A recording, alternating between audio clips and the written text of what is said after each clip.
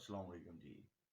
सदर आरिफ अलवी साहब ने जो उनको समरी भेजी गई थी कि कौमी असम्बली का इजलास बुलाया जाए, उसको जनाब मुस्तरद कर दिया और वापस भेज दिया जी कि मैं कोई नहीं जब बुलाना जनाब किसी किस्म का कोई इजलास वगैरह नहीं बनना चाहिए जी वज़ीर आज़म शहबाज शरीफ साहब को। अब देखिए बहुत सारे लोग इनकी इस हरकत को देखने के बाद गलत फहमियों का शिकार हो चुके हैं या एक परेशानी का सा समा है, सनसनी फैलाने की एक कोशिश की गई है जी कि सदर ने तो हुण जनाब बुलाना कोई नहीं जे अजलास ते अब आगे क्या होगा। अब तो जनाब वज़ीर आज़म शहबाज शरीफ साहब बन ही नहीं पाएंगे, सदर ने तो बड़ी गेम डाल दी है। तो इस तरह की बातें जो हैं वो फिर से आना शुरू हो गई हैं। मैं इसकी तमाम तफसीलात आपके सामने रखूँगा कि आगे क्या होने वाला है, लेकिन थोड़ा-सा पहले मैं माज़ी में लेकर जाना चाहूँगा आपको। तो देखिए अगर आपको याद हो, और अक्सर लोगों को याद नहीं होता तो इसलिए बताना पड़ जाता है, मजबूरी होती है कि जब से वज़ीर आज़म इमरान खान साहब को हटाया गया है, तब से लेकर अब तक ये जो सदर साहब हैं इन्होंने हमेशा ही कोशिश की है। कौन-सा ऐसा मौका था कि जब सदर साहब ने जनाब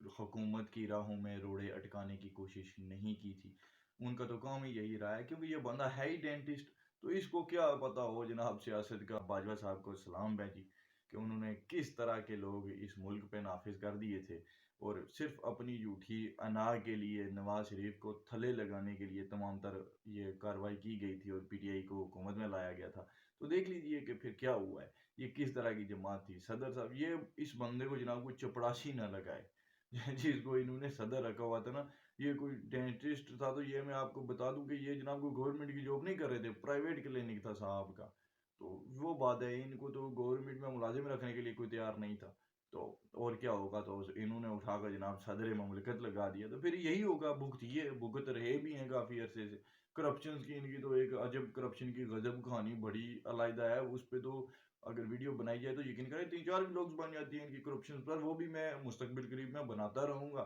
सब्सक्राइब ज़रूर कीजिएगा ताकि आपको वो मिलती रहे। तो बहरहाल जी, ये सदर साहब ने जब ये ऐलान कर दिया कि मैं अब असेंबलियों के इजलास नहीं बुलाऊंगा, इससे पहले सदर साहब ने बहुत सारे बिल्स जो हैं वो भी वापस भिजवा दिए थे जी कि मैं कोई नहीं साइन शेन कर रहा। तो आपने देखा था कि वो जब उनकी लिमिट पूरी होती थी, वो एक बार समरी सदर साहब के पास जाती थी, दूसरी बार जाती थी, उसके बाद वो ऑटोमेटिकली फिर कानून बन जाते थे। जो भी सदर साहब ने कानून ना बनने देने की कोशिश की, वो तमाम कानून तो बन जाते रहे। फिर ऐसा भी देखने में आता कि सदर साहब के जो अमला होता है उनका पर्सनल, वही उनके अहकामात नहीं मान रहे थे। लेकिन इस कदर ढीठ सदर है ना, इसने इस्तीफा फिर भी नहीं दिया। यार आपके मातहत लोग आपकी बात नहीं मानते, तो कोई कोई छोटी मोटी जॉब पर भी हो, कोई छोटी मोटे किसी को कोई ओहदा मिला हो, वहां पर अगर उसके मातहत लोग उसकी बात ना माने, तो वो यही कहते हैं जी कि या तो फिर ठीक है, कोई अपने सीनियर अफसरान को जो भी हों उनको वो एक लेटर लिख देते हैं कि या तो ये लोग फिर मेरी माने और मेरा अमला चेंज किया जाए। अगर वो नहीं हो सकता तो फिर मैं घर चला जाता हूँ, क्योंकि जब मेरे पास कोई इख्तियार नहीं है, मेरे मातहत लोग मुझको सीनियर मानते नहीं हैं, वो मेरी रिस्पेक्ट नहीं करते हैं, तो ऐसे ओहदे का मैं क्या करूँगा। लेकिन सदर साहब के लिए इस तरह की चीज़ें कोई मायने नहीं रखती। उनको बस खुद जेल से जब तक बच सकते हैं बचे रहने का शौक है। एक कोशिश है, खैर सभी की होती है कि वो जेल ना जाएं। इमरान अहमद खान नियाजी साहब ने भी तो बहुत गुल खिलाए थे, आपको याद ही होगा। वो अरेस्ट नहीं होना देना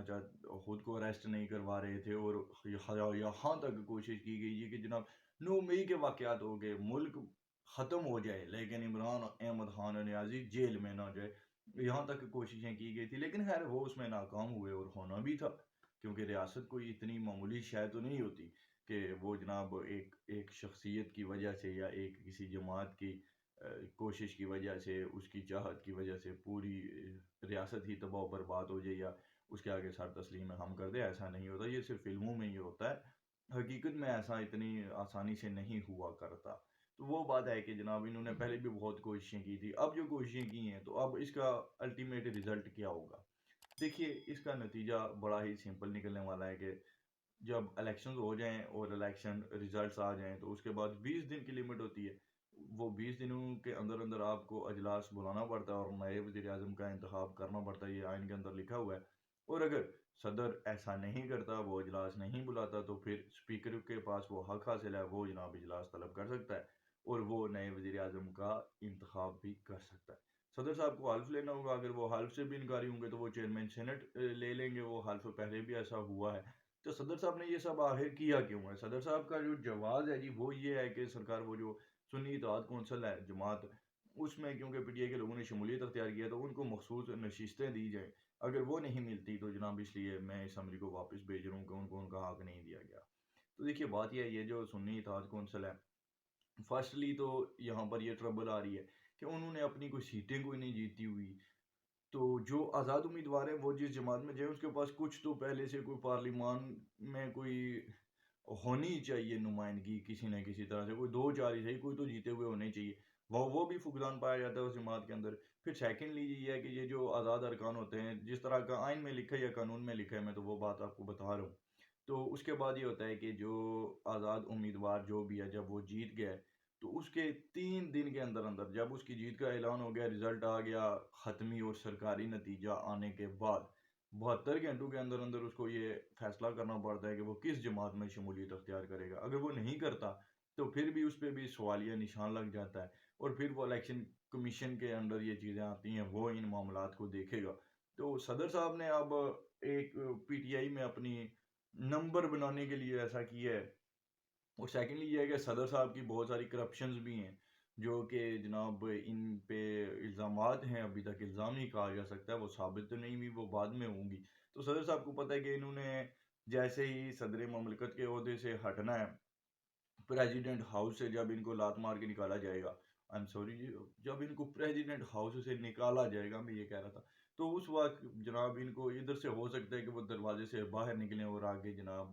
کھڑے ہوں لوگ ان کا استقبال کرنے کے لیے، اور پھر ان کو ان کے اسی مقام پر پہنچایا جائے جس کو یہ ڈیزرو کرتے ہیں، جتنے انہوں نے آئین کی خلاف ورزیاں کی ہیں، جتنا انہوں نے قانون توڑا ہے، اور جتنی انہوں نے کرپشنز کی ہیں، ان تمام کیسز کو اگر دیکھا جائے تو صدر صاحب پر بہت سنگین نوعیت کے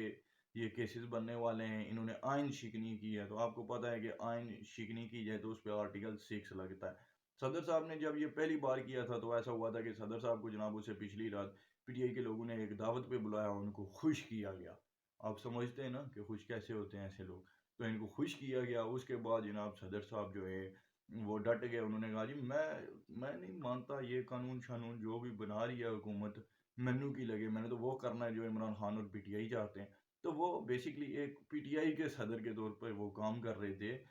پاکستان کے صدر کے طور پہ انہوں نے کوئی کام نہیں کیا۔ تو وہ مجبور بھی تھے، اور صرف اس لیے مجبور نہیں تھے کہ پی ٹی آئی کے لوگ ان کو خوش کر دیتے تھے یا ان کا جماعت اس تعلق سے تھا، بلکہ یہ بھی معاملہ تھا کہ صدر صاحب نے جتنی کرپشنز کی ہوئی ہیں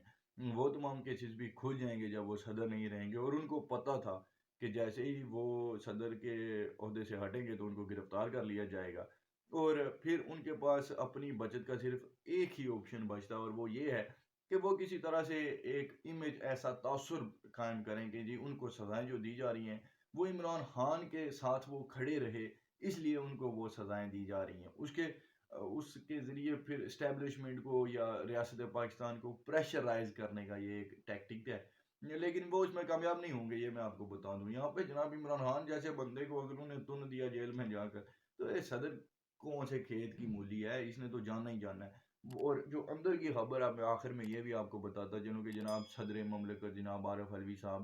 ان کے لیے اڈیالہ جیل میں اچھا کمرہ تیار کر لیا گیا ہے، بیچ سے دیواریں شیواریں پہلے ہی توڑ دی گئی ہیں جناب، سائیکل شائیکل بھی سنا ہے کوئی ادھر رکھ دی ہے انہوں نے، جو بھی مطلب عمران خان صاحب جتنی شکایتیں لگاتے تھے نا ججز صاحبان کو، تو وہ سارے بندوبست جو ہیں وہ پہلے ہی کر دیے گئے ہیں صدر صاحب کے لیے، کہ کہیں ایسا نہ ہو جی کہ جب صدر صاحب کو لایا جائے تو پھر یہ بھی ہر دوسرے دن جا کر ججوں کو یہ کہتے پھریں جی کہ وہ میرے پاس یہ نہیں ہے اور یہ نہیں ہے۔ ویسے ایک بات یہ بھی ہے، پچھلے جب ہیئرنگ ہوئی عمران خان صاحب کی تو انہوں نے جج صاحب کو یہ کہا تھا جی کہ میرے دانت میں بڑا درد ہے تو مجھے چیک اپ کی اجازت نہیں مل رہی، تو انہوں نے اب پھر ڈیسائیڈ کیا چلیں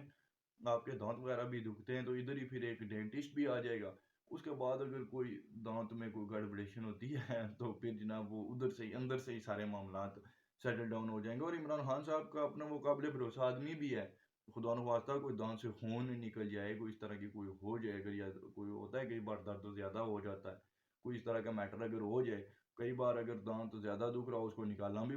پڑ سکتا ہے، اور نکالنے وقت بھی وہ بندے کو بے ہوش بھی کرنا پڑتا ہے، اور عمران خان صاحب تو آپ کو پتہ ہے پھر وہ بے ہوش تو نہیں ہوں گے۔ اب وہ بے ہوش کیوں نہیں ہوں گے؟ بے ہوشی والے انجیکشن کے باوجود یہ بھی ایک ویسے اندر کی بات ہی، اب میں اس پہ زیادہ بات نہیں کرنا چاہتا، لیکن آپ سمجھ رہے ہوں گے کہ میں کیا کہہ رہا ہوں. تو کون سے لوگ ہوتے ہیں کہ جو جناب پھر ان کو کوئی اس طرح کی کوئی بھی اگر دوائی دی جائے اور وہ بے ہوش نہیں ہوتے تو اس کی وجوہات کیا ہوتی ہیں. اور عمران خان صاحب جب پکڑے گئے تھے تو ان کے یورین ٹیسٹ سے کیا کچھ رزلٹ آئے تھے وہ بھی سرکاری طور پر جو ہیں وہ بتائے گئے تھے. تو بہرحال یہ وقت پورا ہو چکا ہے. آخری بات یہی ہے کہ صدر زرداری صاحب بنیں گے، وزیر اعظم 29 تاریخ کو بنے گا، اور عارف علوی صاحب جیسے ہی صدر کے عہدے سے اتریں گے اڈیالہ جیل ان کی منتظر ہے.